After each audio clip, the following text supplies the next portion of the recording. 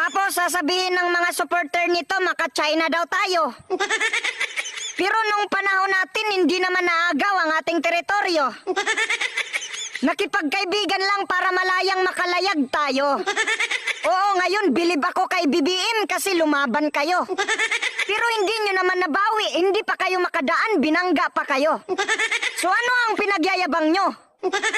Panahon pa ng mga dilawan nakapasok ang mga inchik sa ating teritoryo. Ang hirap sa inyo, si Duterte ang pinagbibintangan nyo.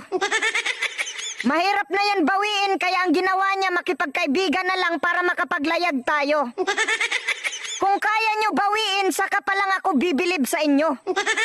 Puro kayo pagtatalo, pero wala naman kayong ginawa kundi magpatalo. Ang yayabang, hindi naman kayang bawiin ang teritoryo, hindi naman kayang ipanalo. Pinapabugbog lang ang